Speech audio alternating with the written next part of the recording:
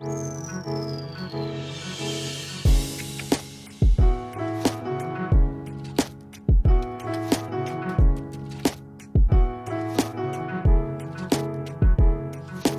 Monday and welcome to the 24th episode of Coffee Talk Live. This is a show where my guests and I explore what it means to live a sustainable, healthy life as mothers, for ourselves, for the family, in our homes, and in the community.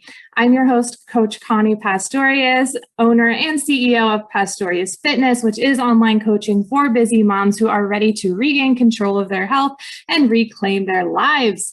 And I'm also the woman in charge here at Strong as a Mother, Happy and Healthy Living, which is the village that helps moms live happy and healthy lives while raising happy and healthy babies. So do me a favor, if you're joining us live, say good morning, drop a 1 in the comments. If you're watching the replay, drop a 2 in the comments.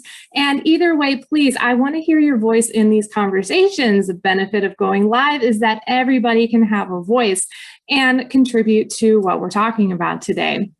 So if, again, you're watching the replay, please like, share, and subscribe on my YouTube channel and make sure you invite other moms into this group. I want to see and meet every single one of you. So let's get to why we're here today. I am so excited to talk to today's guest because he is a fellow online coach just like me and is coming to us all the way from Ireland. So please give a very big welcome to Coach Kyle Gregg. Good morning, Kyle. Good afternoon. Good afternoon. I always do that. We have so many friends all over the world, don't we? Because of what we do. So the first question is always like, what time is it where you are? I think it's quite weird as well, because at the moment it's 20 degrees Celsius for me, which is like torture. This is proper struggling to do day-to-day things. It's so warm. And I remember talking to one of the people from Canada, and like, yeah, it's like 35 right now, and people are still wearing like hoodies and stuff. I was like, nah, like 20 degrees, country shuts down over here. And then I have to go on Google and convert Celsius to Fahrenheit and be like, is this cold? Is this hot? What is he saying? I know 35 is hot. But it's summertime here. It's obviously summertime in Ireland, but 20 degrees, is that normal for you guys? Oh, that's like really warm. That's like up there warm, we don't really have much variance in our temperatures, like 5 degrees for us is really cold.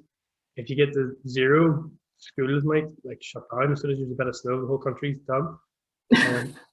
We have like a 15-degree range of where our like temperature would be, whereas obviously you guys would go from like way below to way like over ours. Does that make sense? Oh yeah, it's all over the place. If we're talking Celsius, we've been below 0 and above 35, 40. I don't know about 40. I'm not sure how far up Celsius goes, but like 105, 106 Fahrenheit. Anyways, we have so much more cool shit to talk about than the weather. So let's get right to it. Now, whenever you and I were discussing what we wanted to talk about, there was a lot of options because we're both trainers. We've been doing this for a very long time, but you really got excited about the idea of stuff that bad trainers say. So tell us why you really landed on that one. So originally I started the gym when I was 12. Yeah, I was 12 because the girl thought I was a year older than I really was. She was like, oh, I'm only letting you in because you're 14 next month.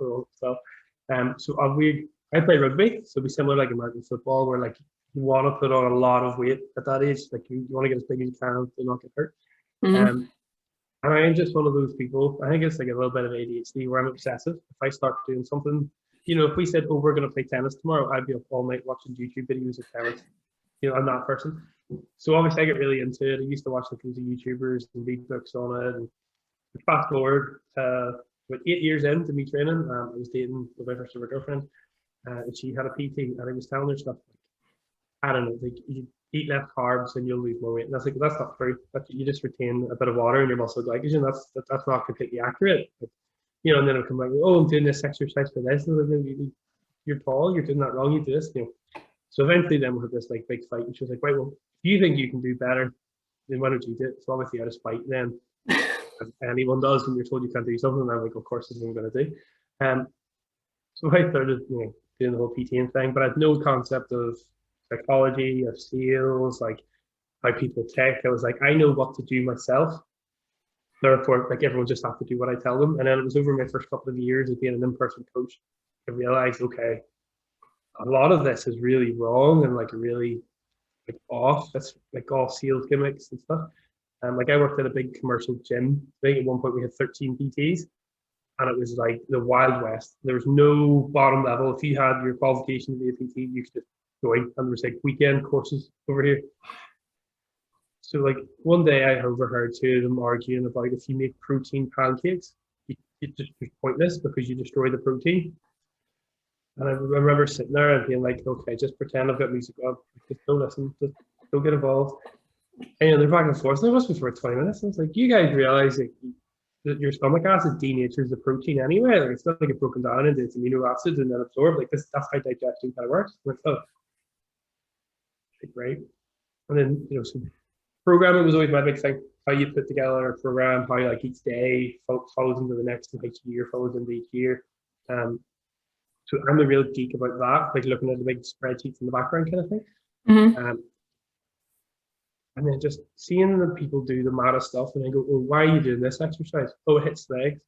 And that's not a reason. What do you mean? Did it hit legs? Like, oh, yeah, we went hard on this last week. I mean, that's not good enough, And then recently I had to refer out my last ever in-person client. Hyper intelligent guy. I just think that like in-person coaching was for him. He needed the person in front of him, He had a bit of struggles and he needed three things. He needed someone with a bit of empathy. You kind of needed to understand him emotionally where he's at. Some days he'll do this, bad days.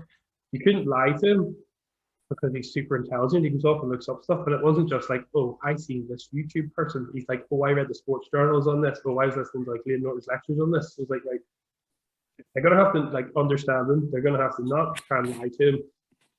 And then he's going to need like a program to go and do away with. And then I discovered most of the PTs in my gym didn't even give their clients a program. So I was like, wow. So then that you guys are trying to dig out and find who would be the best person for him. Like, yeah, absolutely, man. But I remember going into the gym and they said you might see some crazy stuff because this was a huge commercial gym.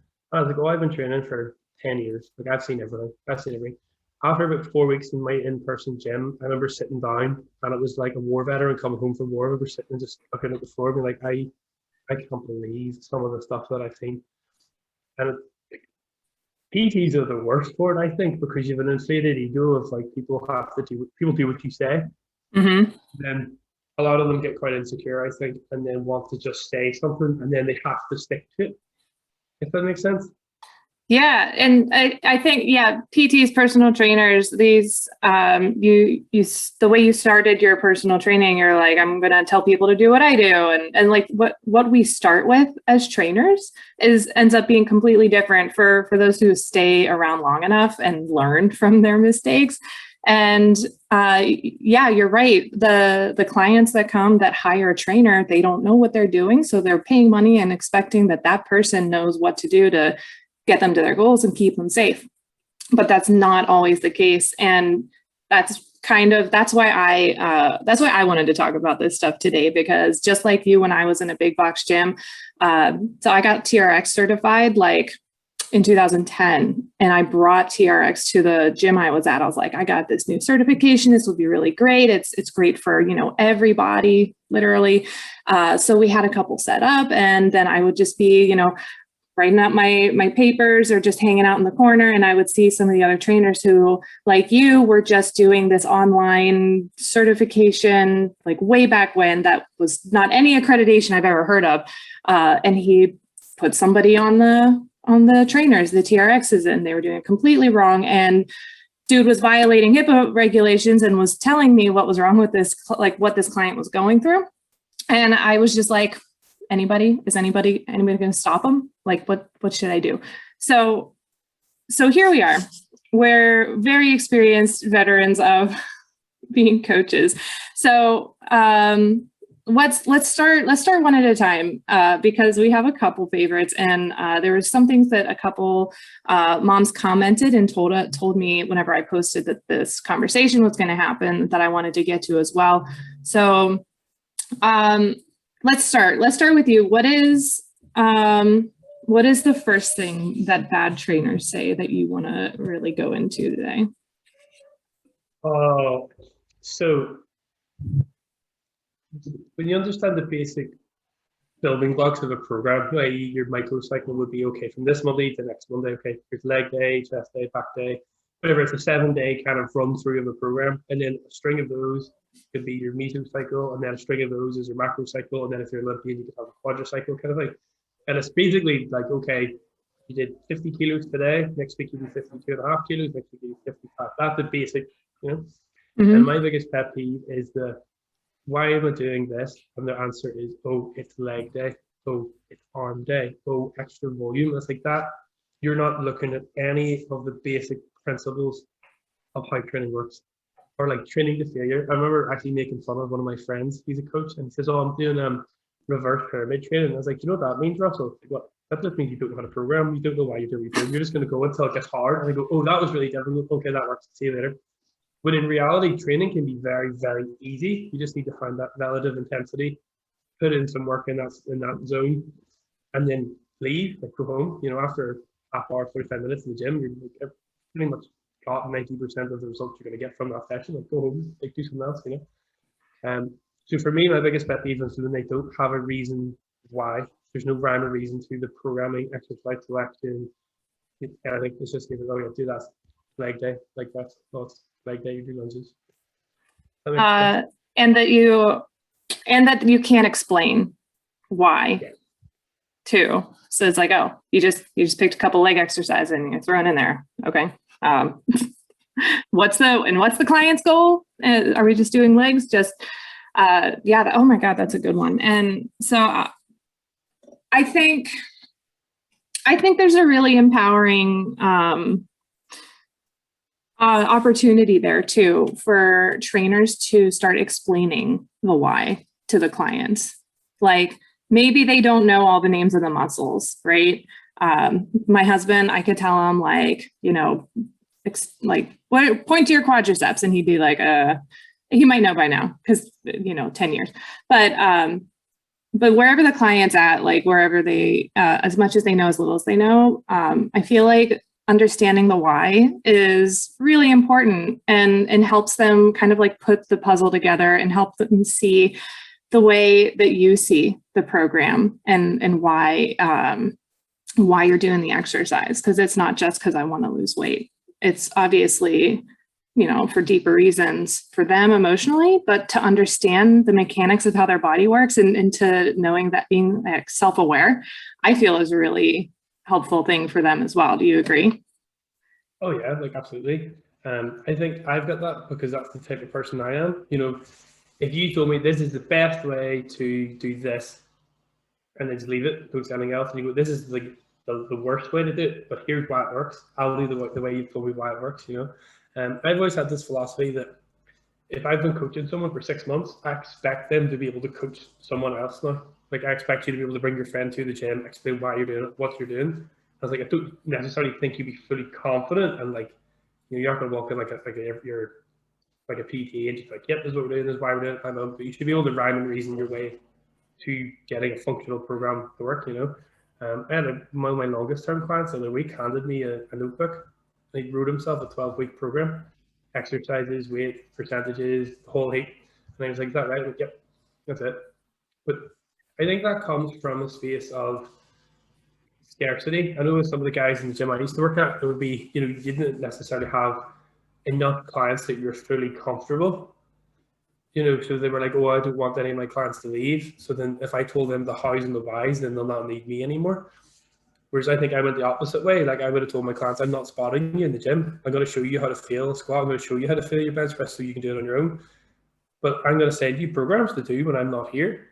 So you have to be able to go and do it. And I was like, well, if you decide next week, or if I get hit by a car tomorrow and I'm not here, you should be able to finish off everything left in this training program on your own. Like I shouldn't need to be here. And I think they find, like, well, a bunch of my clients would find that empowering, that they know how and why and what comes next. And you know yourself, you'll be like, oh, I'm going to lose weight. Then you lose some weight, and then you go, oh, I want to get really good at running. And then you start running a little bit more. Oh, really? I miss having like a shoulder pump. Oh, okay, I'll do spotting muscle. I was like, oh, I miss being really strong. It's like, you always have like circle of what you're going to do next, you know?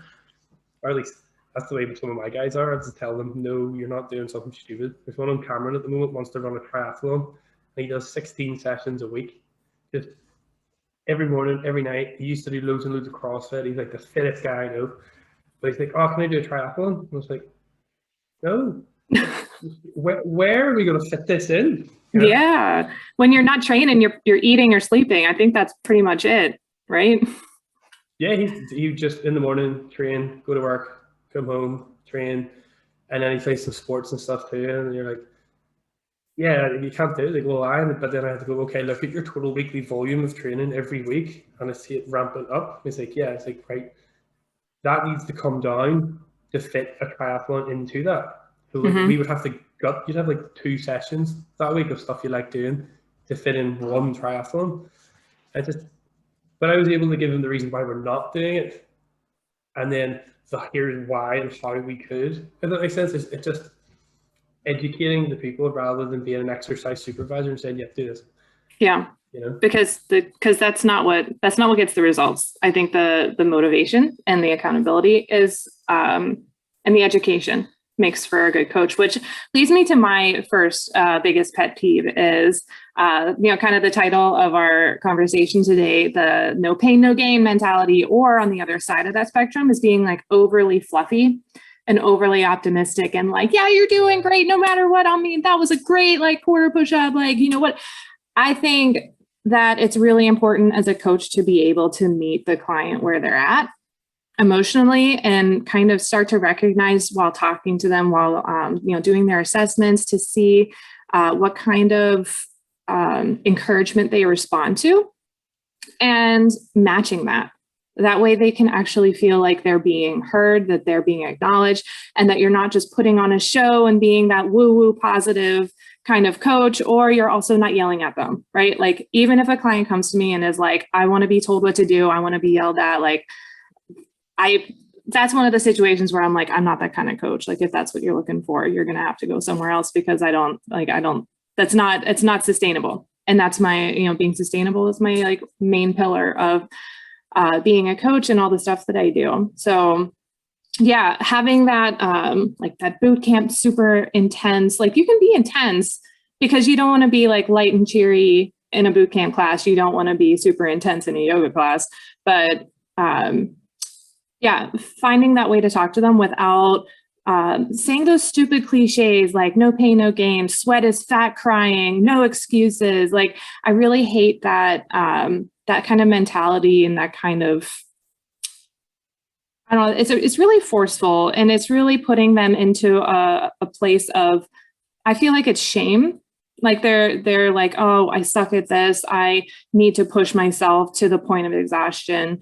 And that kind of behavior, it's not healthy. They might be able to do it for a while, but it's not like mentally, on the mental level, like it's not a good thing to connect this negative emotion with exercising. Because you know too, the best way to continue exercising for long term is to find something that you enjoy and that you can show up for every day, right? I think motivation is like one of my, I get some flack for this, but I would always say to my clients, like, motivation's for losers. Like, you ever hear someone go, oh, I'm not motivated, they're always going to be a loser. However, I do agree. I totally agree. Like, we used to have a guy in my gym that when he had a client, he would talk like 1.5 volume. He would just talk just loud enough that people around him could hear. So I used to joke about it, saying it was like watching the gym with a pantomime. Like, he would just be like shouting cues at people. Like, don't get me wrong, it wasn't like he would say to you like a dumbbell press, like, yeah, keep your wrist pointing in, like puff up your chest, push yourself into the desk. We're like, okay, this is all right. But I'm like, mate, you're screaming across the gym. Like, I'm like 20 meters up here. Like, we don't, like, everyone doesn't need to know what you're doing. We can all see you doing what you're doing, you know.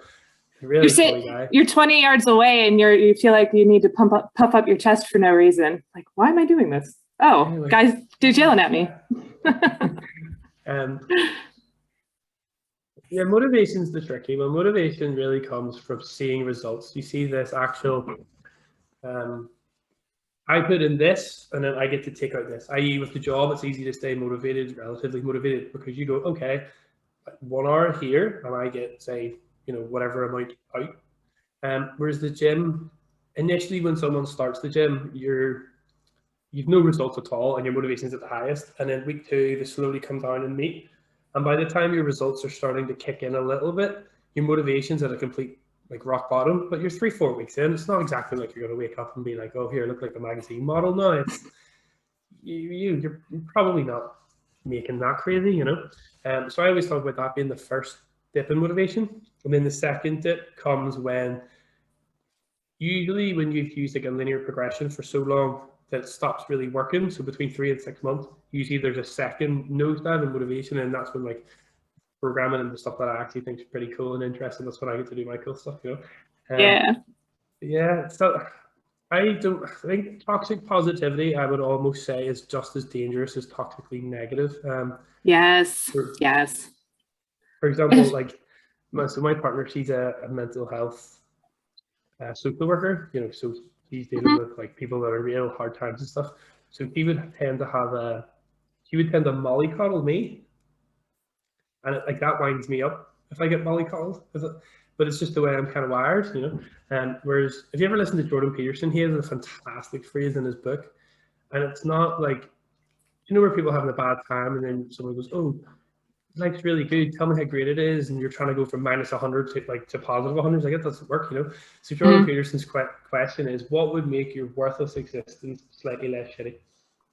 What would take you from minus 100 to minus 99? And it's the goal here isn't to make you feel good, it's to make you feel slightly less, not as bad. So then the damage control, oh yeah, I had 10 burgers yesterday. I was like, well, can you have 9 today? That's it. That's progress. That's a step in the right direction. And making an upward spiral. The same as depression would be a downward spiral. This one's going up. Yeah. Whereas then you've got somebody coming in yeah, life's great, life's good, you should be grateful for all this, and you're sitting there thinking this guy's on something. He's taking some hardcore drugs here. Boy's delusional. I'm not sure what you guys are over there, but we're quite a negative society. I'm sure you've heard of the crack. Irish people always talk about the crack, No. So it's really difficult to explain it. An energy. When you go into a room, you'll know there's the crack. Everyone will just be absolutely buzzing. Our bars, people will sing and cheer, and everyone gets involved with stuff. But to talk about energy being or the crack being an energy. So if you're having a bad day, I don't know, say you got hit by a car or something, you're oh, I can't walk for 6 weeks. Somebody's oh, they ever down the road there, she got hit and lost her leg. It could be worse, and it's or someone will make fun of themselves so that you feel a bit better, and it's all about bringing everyone up and up and up. Mm-hmm. I always like that, because it's not going, oh, Connie, you should feel really good because of this.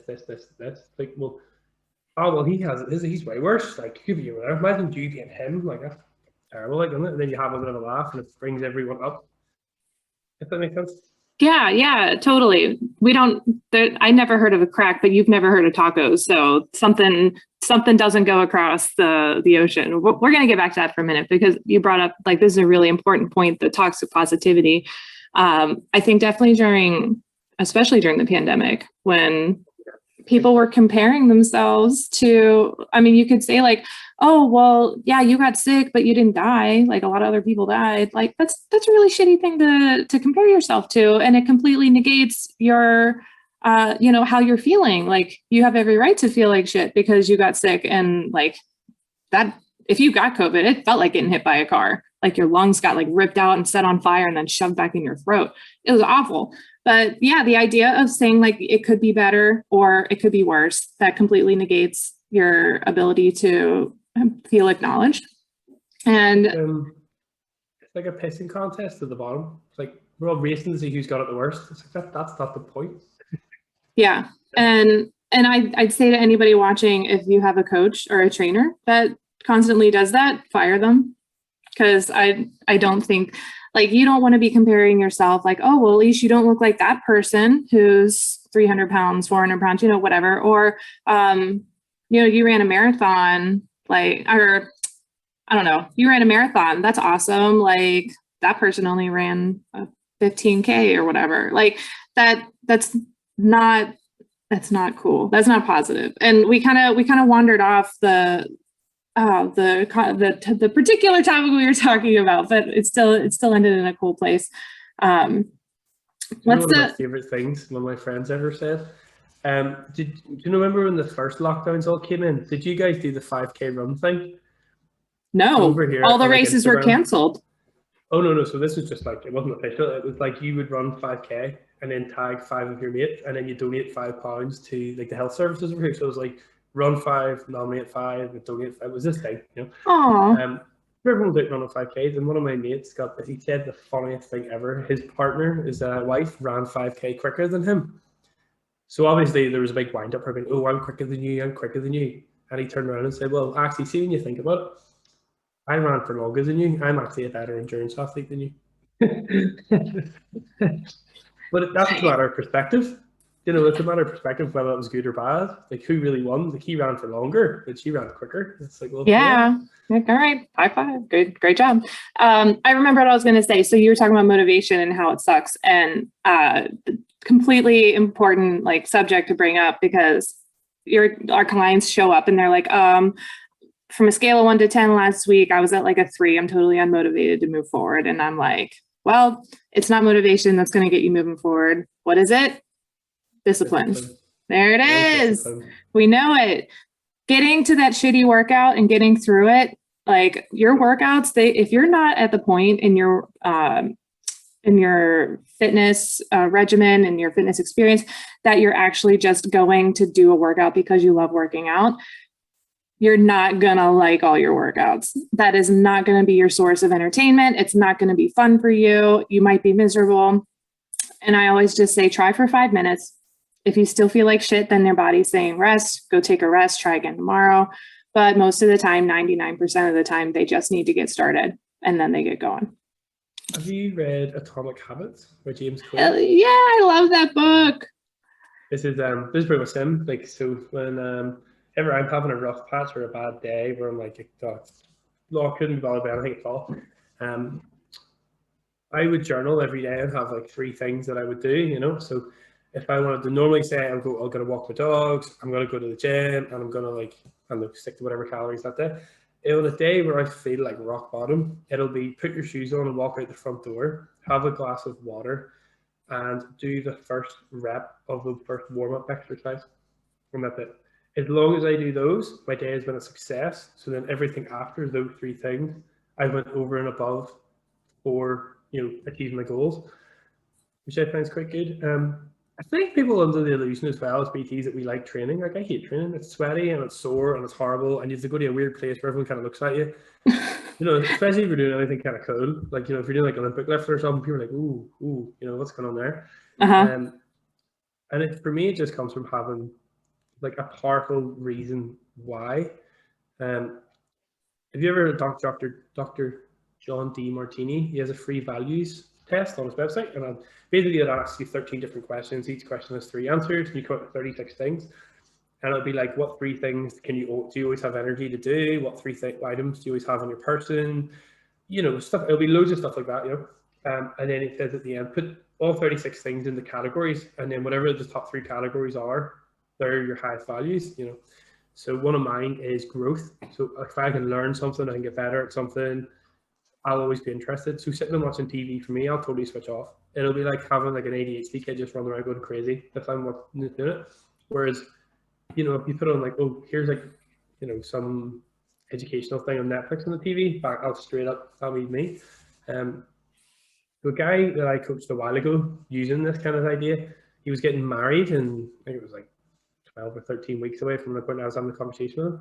And he said his highest value was, you know, to show up on the big day for his wife and, you know, to look the best he's ever done and stuff. I think that's really cool. Perfect. Anytime you miss a workout, you cheat on your diet. Well, I say diet, you deviate from the plan that we've set together. Yeah. You know, you have to text your wife and tell her what you valued more than her. When you hit snooze, text her, you said you valued 5 minutes in bed more than you valued her. Didn't miss a single thing. Same guy for years before, never could have stuck to fitness. But it's like that idea of like, oh, I want to lose weight. oh, well, I'm gonna have like, well, I don't mean a Chinese takeaway over here is like the big thing, you know, it's like the big takeaway. So we're like, oh, I'm gonna have Chinese tonight. And like, okay, cool. We can have a Chinese every night. You can lose weight any day, but he only had one day he could show up for his wife. There's only one day in their lifetime that he could ever do it. So it's a lot more motivating. Motivating almost sounds like the wrong word because you want to do something you're motivated for. If that makes sense, he wanted to be in there in the day, but he didn't want to do all his workouts. If that makes sense. Yeah. For me, I think it's a case of digging really, really deep with someone and like figuring out why they're doing what they're doing. Yeah. And, like staying on the James Clear bandwagon, because I love that book so much. He talks about, is your action a vote for the person you want to be? Or is this a vote against the person you're trying to be? And that's something that I talk to my clients about whenever they're in that moment, when they're like, they feel very far away from their goals and they feel like they like are going to visit family or going out to, dinner or whatever. And then just stop yourself right before, if it's a situation where you're like about to buy 4 scoops of ice cream or eat an entire pie or whatever. Is this a vote for the person you're trying to become or a vote against it? And then at least you're making that conscious decision and it's not a mindless activity. But anyways, so we kind of went all over the place here. And I think we touched up on a lot of really shitty things that the trainers do to people that needs to stop. So I have a piece of advice. Do you have one piece of advice that you want to start with for anybody who's watching based on what we were talking about today? Everything should have a reason why. And it can't just be, oh, because this is what it is. It has to, there should be some reasoning behind why everything you've done has been picked. I.e., like if you said, Kyle, why am I squatting 3 times a week? Let's say, well, Connie, like in general, females can recover quicker from training. Your level of training experience will be higher, so you can handle more frequency. Depending on what time of the month it is, you can handle a lot more training volume compared to the others in different phases of your menstrual cycle and stuff. It's like, well, this week you said this is why you have this, and then next week here's how you go from this. And what if you're talking to someone that goes, why this, and you don't have a reason, or it's leg day, sack them. They could be right. The worst bit is they can be right and still not know why, because obviously everything in fitness works, but just not for everyone. Oh, I like that.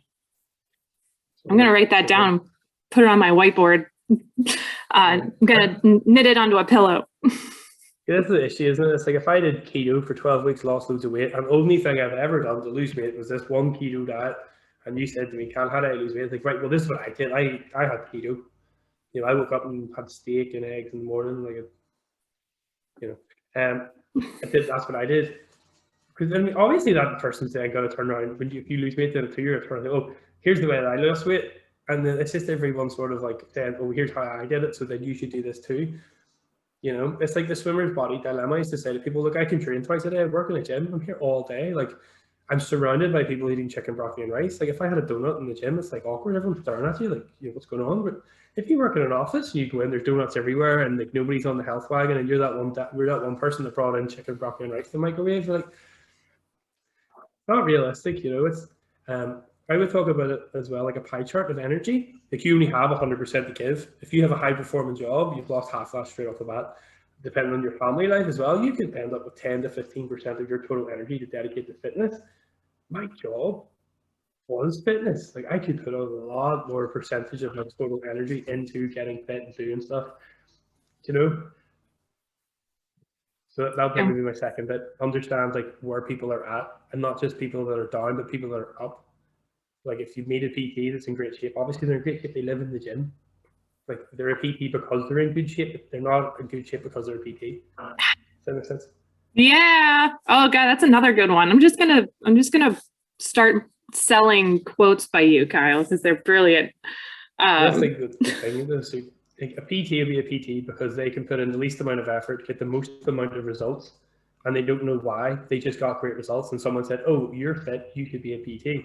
Yeah. And then you have, Sandra that walks in, never been to a gym in her life and wants to lose a bit of weight, is now listening to this like 19-year-old that's in great shape. And Sandra has never done sports in her life, any effort she puts in, she hates. She doesn't enjoy it. She doesn't get great results. And she thinks the more she suffers, the better it's going to be. And then you have this Egypt that's all that they've ever done was like thrash the life out of themselves. So they thrash the life out of Sandra, and now Sandra thinks, oh, if I train, I have to suffer and starve, which then creates this expectation of the more miserable I am, the better this must be. Mm-hmm. What you were touching on before. So yeah. That's good. That's a very lengthy but very awesome bit of advice, and mine kind of rolls into it too. I think that we as clients should be interviewing the trainers just as much as the trainers are assessing us. So especially, and I'd encourage anyone who's had a bad experience with a trainer in a gym, know that we're not all that bad. There are definitely bad ones, but find a friend who's a trainer and ask them, like, what's a good credential? You don't have to work with them, but start to figure out and learn a little bit more about what makes a trainer good.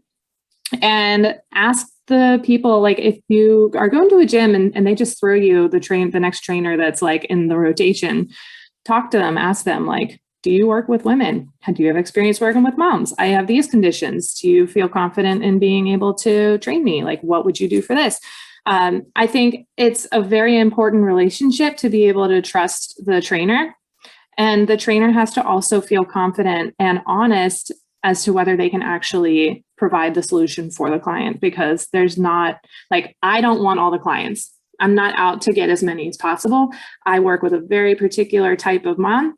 And whenever I get that particular type of mom into my program, really amazing stuff happens. But I'm not everyone's cup of tea. I'm sure you're not everyone's cup of tea. But so that's why I encourage, like, don't give up on coaching. Don't give up on training if you've had a bad experience. Keep trying, keep looking for that person that does speak to you, that does understand you, and is able to provide you the right kind of coaching to get to your goals without yelling at you or making you feel bad about yourself, or just talks all damn day. Right? Absolutely. Me and Elle are actually shopping. She wants an in-person PT, and she was like, "Well, how do I find one?" And I was like, "Actually, come to think of it, I've never actually went the other direction and tried to find one." And she's like, "Oh, what about going into the gym just saying I want a PT?" It's like, no, they will literally look who is the least busy and needs the money the most, and then that will be the person you get stuck with. So, yeah, and the one with the most availability is probably the newest one because they don't have any clients. So if you feel like you could take on like a very young, very fresh trainer, and like I'd say, like, just try. Back to James Clear, we're probably selling his books today. Go through a period of exploration and see what fits. Don't stay in a training program if it doesn't feel right to you, if you're not getting the results, if you feel like you're getting worse or you're not being heard, right? Can it, cut it, ask for a different trainer, try a different program, and then just search and search and search until you find what's right. Don't quit. That's the bottom line. Just don't quit. Right? I would say there's an interesting thing where people say winners don't quit. And it's like winners quit very, very quickly, but they don't quit on the right things. So I agree. Like, if you find something that works, stick with it and roll with it. Mm-hmm. Another one of my common phrases is like, if it's working, we're not changing a thing. Like, don't change anything. You get someone who's like, "Oh, really enjoyed this workout. What if I add extra?" And it's like, did it work? Yeah, don't change anything. Just literally do as little as possible, get the most out of it. Yeah. I would say to try multiple different disciplines too. I had a girl years and years ago, a bigger woman, but I mean, this woman was so strong. I think she was like, at one point she was deadlifting over 170 kilos. And like, it was all like, "Oh, I want to lose weight, I want to tone up." And then I remember her saying she got a big deadlift one day, and she was like, "Oh," and you could almost see the switch just going, whoop. Yeah, I was like, A light bulb. Really strong now. Yeah, this is like, oh, this is really cool, this is really fun. Or like, I had a client over lockdown, like he started running and decided she just loved running. After wants to keep it up. And it was after like a year or two of actually in the gym doing stuff. So I would try everything, try anything. Be like a kid, like 4 or 5-year-old who just signs all the sheets in school to try every after school club and just do everything, see what's fun. Because as much as I love the real one, like CrossFit or other like disciplines, some people love them. Some people really like them. Yeah. I don't like. You'll probably have this as well, where you've been training for so long. Like I've almost sucked the fun out of it. I'll be like, I'll min max my program. I'll be like, I like doing an incline barbell press, but I know a bench press I can lift more weights. Or like I know if I do a push press, it's better for rugby. And in my head, I'm going, I'd love to just have an incline barbell press day one day. And it's like I've sucked the fun out of it. Whereas if you're just starting, just everything is fun. Just keep trying stuff, and then when something goes wrong, then you ask for help. Yeah. Yeah. If I really want to get back to doing pull-ups again, but do I really want to train in a way that gets me to doing pull-ups again? And then I'm like, when you're 6'5" and 19 and a half stone, pull-ups are like, I get my steps doing my pull-ups. It's ridiculous. So hard. It's so hard. I'm 5'8". No, I'm 5'10". But yeah, I'm lifting up so much body weight and so much length. Push-ups and like mountain climbers are hard for me too, because like all of my body is down there and my arms are trying to hold up all this stuff. I have a sneaking suspicion, like this conspiracy, that every single Pilates instructor is an older, shorter woman.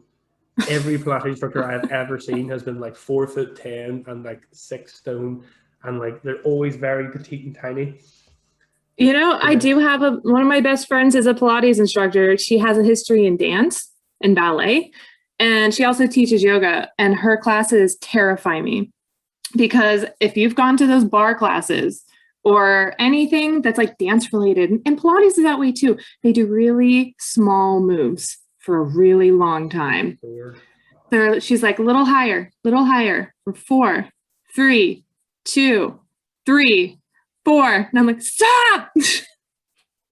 Our yoga instructor used to do Sun Warrior. He always sat in Sun Warrior for like 5 minutes, and you could see my legs just shaking. And it was right on the cusp of about to collapse. He's like, "Oh, okay, now you just take a rest." Oh man, I like these coffee talks are normally half an hour, but I'm having so much fun talking to you. That's my other last beef that I'm gonna like end on, is that I hate when yoga classes try to add workouts into them. I don't believe core work belongs in a yoga class. I believe yoga is a preparation for meditation or for sleep and chilling the hell out. When people are like, all right, we're going to do a little bit of core work and, hold plank and downward dog and plank again and downward dog. And let's just breathe and plank. Always the Pilates and yoga dual instructors that do that. They're like, oh, last 20 minutes, we'll do some Pilates. You know what? I'll be in Shavasana if you need me. Have fun. Well, so our yoga instructor at the gym I was at did vinyasa flows. I've done some yin yoga on my own. It's really good. It's like 4 or 5 minute holds. Super chill. Yeah, it's like, what's the most painful position you can get in? Sit in it, and then it's like, and relax. It's like, I'm relaxed. Am I relaxed? Oh my God, Kyle, this has been so much fun.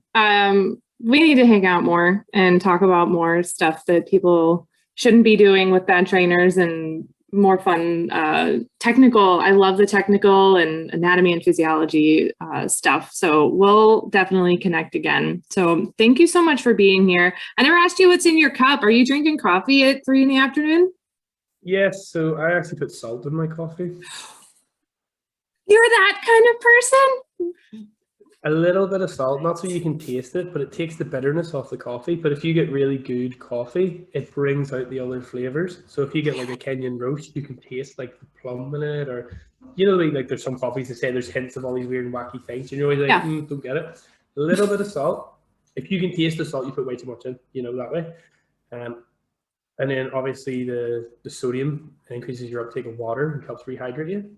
Because usually people have a lull in the middle of the day where they want to nap, and it's not fatigue. It's they've had a caffeine and sugar crash, and it's usually down to dehydration. So putting a little bit of salt in your coffee helps counteract that. Oh my God, Kyle. I am so afraid of putting anything but milk in my coffee. But I'll try it once. I will try it once. And on that, I know we keep talking and we just keep going with stuff, but we didn't talk about the coffee. I would have brought this up before, but when I took a coffee, I took like an espresso brewing and latte art class because fun. They were talking about like those notes, those hint of cherry, hint of dirt, what the hell ever. It comes from your olfactory senses. It comes from your nose. You don't taste the cherry, you smell the cherry. And so that's why they slurp, because there's an olfactory receptor in the back of your mouth that connects to like your nose, and then it goes into your brain. So whenever they do that slurp, whenever they taste, they're trying to release as much of the scent and the smells and the aromas of the coffee as possible, so you can smell those notes. So think about that next time. Actually, I think that might have been Martin Stemizen, the other online trainer. I think he's the one that told me about that, because he does the tea tasting. Yes, that's awesome. I remember that. So I remember Anders always messaging me every time I get Guinness. I get a picture of a Guinness, and I'm like I know I'm Irish, but nobody to know every time you have a Guinness. Like you guys drink this for breakfast, right? Guinness all the time. Yeah, I have like a case of Guinness now. Yeah, of course. So cheers, Kyle. Thank you so much for an awesome coffee talk this morning. And so for anyone watching, we're going to drop Kyle's contact information. He is also an online coach and a trainer. You can connect with him on, I'm sure, Instagram and Facebook. And otherwise, if you have any takeaways, if you have any other thoughts on this conversation, I would love to hear it in the comments. If you also had an experience with a trainer that has been awful, please let us know. I want to hear about it. And if there's anything we can do to help, just having a conversation, because we obviously love what we do and we want everyone to have a positive and successful experience. So until next week, stay strong, stay caffeinated, and I will see you all in the group. Thank you, Kyle. Bye.